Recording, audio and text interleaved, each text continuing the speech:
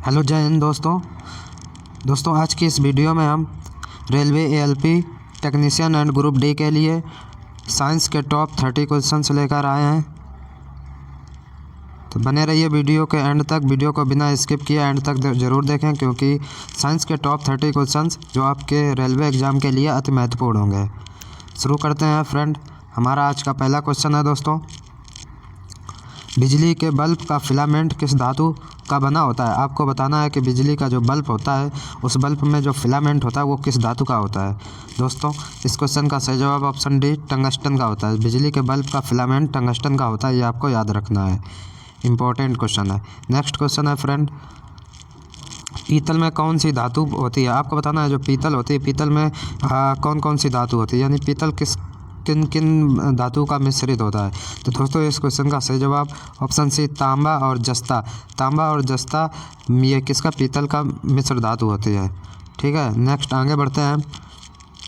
भूकंप की तीव्रता किससे मापी जाती है। आपको बताना है कि भूकंप की जो तीव्रता होती है वो किससे मापी जाती है। तो दोस्तों भूकंप की तीव्रता को किससे, सिस्मोग्राफ से मापा जाता है। ऑप्शन डी इसका करेक्ट होगा। भूकंप की तीव्रता किससे, सिस्मोग्राफ से मापा जाता है, ये आपको याद रखना है। आगे बढ़ते हैं। नेक्स्ट क्वेश्चन है दोस्तों, हवाई जहाज के टायरों में कौन सी गैस भरी होती है। जो हवाई जहाज के टायरों में कौन सी गैस भरी होती है। दोस्तों इस क्वेश्चन का सही जवाब ऑप्शन बी हीलियम। हवाई जहाज के टायरों में हीलियम गैस भरी होती है, ये आपको याद रखना, क्योंकि हीलियम सबसे हल्की गैस होती है। कैसी, सबसे हल्की गैस कौन सी होती है, हीलियम, इसलिए हवाई जहाज के टायरों में हीलियम गैस भरी जाती है। अगला क्वेश्चन है दोस्तों, तेल का एक बैरल लगभग कितने लीटर के बराबर होता है। आपको बताना है कि एक बैरल कितने लीटर के बराबर होता है। तो फ्रेंड इस क्वेश्चन का सही जवाब ऑप्शन बी 159 लीटर के बराबर होता है। एक बैरल 159 लीटर के बराबर होता है, यह अभी आपको याद रखना है। अगला क्वेश्चन है फ्रेंड, आदर्श गैस की ऊर्जा किस पर निर्भर करती है। आपको बताना है कि आदर्श गैस जो होती है उसकी ऊर्जा किस पर निर्भर करती है। तो इस क्वेश्चन का सही जवाब ऑप्शन डी मोल की संख्या पर। जो आदर्श गैस होती है उसकी ऊर्जा उनके मोलों की संख्या पर निर्भर करती है।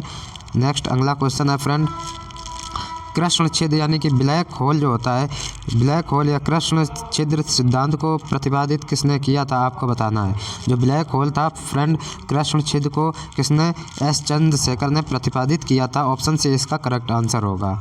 अगला क्वेश्चन है फ्रेंड, मानव शरीर के पाचन का अधिकांश भाग किस अंग पर में संपन्न होता है। आपको बताना है कि जो मानव शरीर का जो पाचन होता है, डाइजेस्टिव होता है पाचन, वो अधिकांश किस भाग में संपन्न होता है, ये आपको दोस्तों बताना है।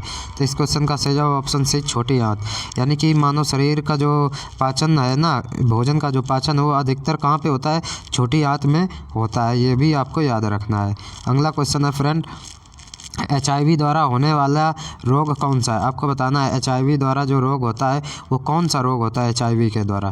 दोस्तों HIV के द्वारा एड्स नामक बीमारी होती है। कौन सी, एड्स, ये इस क्वेश्चन का सही जवाब ऑप्शन डी एड्स नामक बीमारी HIV के कारण होती है, ये आपको याद रखना है। नेक्स्ट क्वेश्चन है दोस्तों, फलों को पकाने के लिए कौन सी गैस प्रयुक्त की जाती है। आपको बताना है कि एक फल को अगर पकाना है तो उस फल को पकाने के लिए प्रयुक्त गैस कौन सी यूज करते हैं। तो दोस्तों इस क्वेश्चन का सही जवाब ऑप्शन बी एसीटिलीन गैस फलों को पकाने में प्रयोग करते हैं। कौन सी, एसीटिलीन, ये भी याद रखना, इंपॉर्टेंट क्वेश्चन था फ्रेंड। अगला क्वेश्चन है, दांतों में निम्नलिखित में से क्या पाया जाता है। आपको बताना जो हमारे मनुष्य के जो दांत होते हैं उसमें क्या पाया जाता है। तो दोस्तों मनुष्य के दांतों में कैल्शियम पाया जाता है। क्या पाया जाता है, कैल्शियम पाया जाता है। इस क्वेश्चन का सही जवाब ऑप्शन बी होगा। अगला क्वेश्चन है दोस्तों, शरीर के अंदर लोहा की कमी से कौन सा रोग होता है। आपको बताना है कि मनुष्य के शरीर के अंदर लोहे की कमी से कौन सा रोग होता है। दोस्तों शरीर में लोहे की कमी से रक्तहीनता नामक रोग होता है, ये आपको याद रखना है। इस क्वेश्चन का ऑप्शन सी करेक्ट होगा। अगला क्वेश्चन है दोस्तों, अनुवांशिकी के जनक कौन है। आपको बताना है कि जो अनुवांशिकी हैं उसके जनक कौन है, अनुवांशिकी के जनक कौन है। दोस्तों इस क्वेश्चन का सही जवाब ऑप्शन डी ग्रेगर मेंडल अनुवांशिकी के जनक हैं, ये आपको याद रखना है। दोस्तों सभी क्वेश्चन किसी न किसी एग्ज़ाम में आए हुए हैं और आपके प्रतियोगी परीक्षा में पूछे भी जा सकते हैं। अगला क्वेश्चन है फ्रेंड, विद्युत उत्पन्न करने के लिए कौन सी धातु उपयोग में होता है, यानी कि विद्युत उत्पन्न करने के लिए कौन सी धातु उपयोग करते हैं। तो दोस्तों क्वेश्चन नंबर 14 का सही जवाब ऑप्शन ए यूरेनियम धातु का उपयोग करते हैं। विद्युत उत्पन्न करने के लिए हम कौन सी यूरेनियम धातु का उपयोग करते हैं।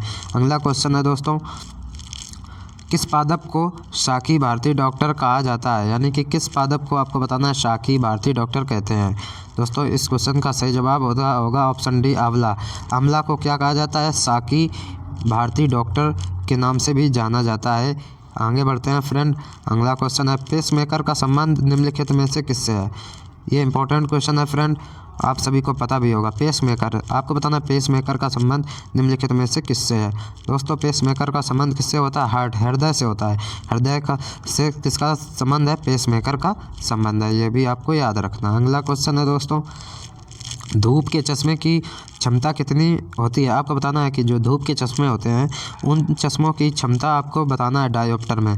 तो कितने डायोप्टर होती है फ्रेंड, 0 डायोप्टर होती है। कितनी, 0 डायोप्टर। इस क्वेश्चन का ऑप्शन ए सही जवाब होगा।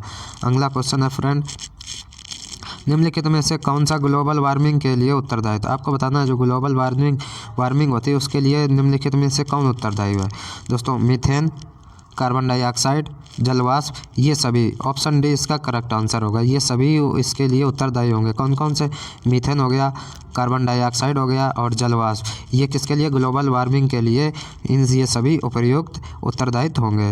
अगला क्वेश्चन है फ्रेंड, निम्न में से किसको आरबीसी का कब्रिस्तान कहा जाता है। आपको बताना है जो आरबीसी है, रेड ब्लड कॉर्पलेट, यानी कि जो आरबीसी है इसका कब्रिस्तान किसे कहा जाता है।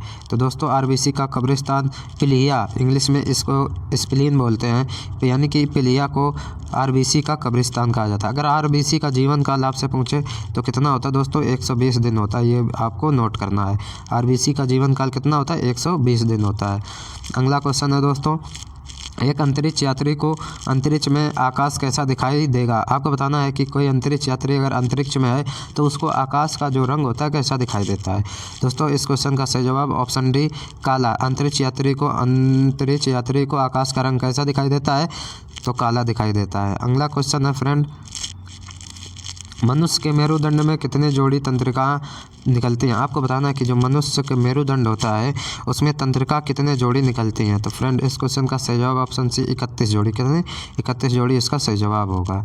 अगला क्वेश्चन है दोस्तों, सफ़ेद सोना वाइट गोल्ड के नाम से किसे जाना जाता है। आपको बताना है कि वाइट गोल्ड के नाम से निम्नलिखित में से किसे जाना जाता है। दोस्तों इस क्वेश्चन का सही जवाब होगा प्लेटिनम को वाइट गोल्ड के नाम से जाना जाता है। ऑप्शन बी इसका सही जवाब होगा। अगला क्वेश्चन है दोस्तों, पौधे के किस भाग से कॉफ़ी प्राप्त होती है। आपको बताना है कि कॉफ़ी जो होती है वो पौधे के किस भाग से प्राप्त होती है। दोस्तों कॉफ़ी जो होती है पौधे के बीजों से प्राप्त होती है। कहाँ से, पौधों के बीजों से कहाँ से कॉफ़ी प्राप्त होती है, ये भी आपको याद रखना है। अगला क्वेश्चन है दोस्तों, किस तापमान पर जल का घनत्व अधिकतम होता है। वेरी वेरी इंपॉर्टेंट है, कई बार एग्जामों में पूछा जा चुका है। यानी कि फ्रेंड जो आपको तापमान, जल का अधिकतम घनत्व किस तापमान पर होता है ये आपको बताना है। दोस्तों इस क्वेश्चन का सही जवाब option D 4 degree centigrade. 4 degree centigrade पर जल का घनत्व अधिकतम होता है, ये भी आपको याद रखना है। अगला क्वेश्चन है दोस्तों, जीवन रक्षक हार्मोन किस ग्रंथि से स्रावित होता है। जो जीवन रक्षक ग्रंथि है वो किस हार्मोन से स्रावित होता है। तो दोस्तों एड्रिनल ग्रंथि से स्रावित होता है। किससे, एड्रिनल ग्रंथि से जीवन रक्षक हार्मोन स्रावित होता है, ये भी आपको याद रखना है। अगला क्वेश्चन है फ्रेंड, प्रकाश का वेग सर्वप्रथम किसने ज्ञात किया था। आपको बताना है जो प्रकाश का वेग है सर्वप्रथम किसने ज्ञात किया था। तो फ्रेंड प्रकाश का वेग सर्वप्रथम रोमर नामक साइंटिस्ट ने ज्ञात किया था। किसने, रोमर ने, ये याद रखना है। अगला क्वेश्चन है फ्रेंड, ठोस कपूर से वाष्प बनाने की क्रिया को क्या कहते हैं। इंपॉर्टेंट क्वेश्चन है फ्रेंड साइंस का, और कई बार एग्जाम में पूछा जा चुका है। जो ठोस कपूर होता है, ठोस कपूर से वाष्प बनाने की क्रिया को ऊर्ध्वपातन कहते हैं। क्या कहते हैं, ऊर्ध्वपातन कहते हैं। इस क्वेश्चन का सही जवाब ऑप्शन डी होगा। आगे बढ़ते हैं फ्रेंड, क्वेश्चन नंबर 28, टीबिया नामक हड्डी किस में पाई जाती है। आपको बताना है कि हमारे शरीर में जो टीबिया नामक हड्डी होती है वो कहाँ पर पाई जाती है। तो दोस्तों टीबिया नामक हड्डी कहाँ, टांग में पाई जाती है। ऑप्शन बी इसका करेक्ट आंसर होगा। अगला क्वेश्चन है फ्रेंड, मानव मूत्र का पीएच मान कितना होता है। आपको बताना है कि जो मानव मूत्र होता है उसका पीएच मान कितना होता है। तो दोस्तों पहले हम आपको बता दें जो पीएच होता है, पीएच का फुल फॉर्म होता है पावर ऑफ हाइड्रोजन या power of potential of hydrogen. ये क्या करता है, एक फ्रेंड टेबल मैं बनाता हूँ उसमें बताता हूँ कि 0 से 14 तक नंबर आते हैं ये pH मान में, ये आपको दर्शाता है। अगर बीच में आता है 7, अगर 0 से और 6 तक है तो वो क्या अम्ल बताएगा, वो कैसा होगा, अम्ल होगा।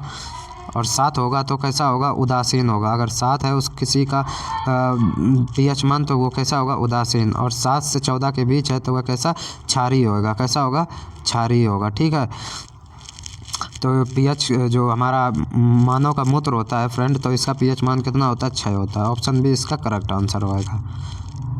अगला क्वेश्चन है फ्रेंड, और आज का लास्ट क्वेश्चन है कि इक्वल MC स्क्वायर का प्रतिपादन किसने किया था। वेरी वेरी इंपॉर्टेंट क्वेश्चन है, कई बार एग्जामों में दोस्तों पूछा जा चुका है। इक्वल MC स्क्वायर ये आइंस्टीन ने दिया था। किसने दिया था ये, इसका प्रतिपादन किसने किया था, आइंस्टीन ने किया था। ऑप्शन बी इसका करेक्ट आंसर होगा। दोस्तों अगर वीडियो हमारी आपको अच्छी लगी हो तो वीडियो को लाइक करें और अपने दोस्तों तक शेयर करें। जय हिंद, जय भारत।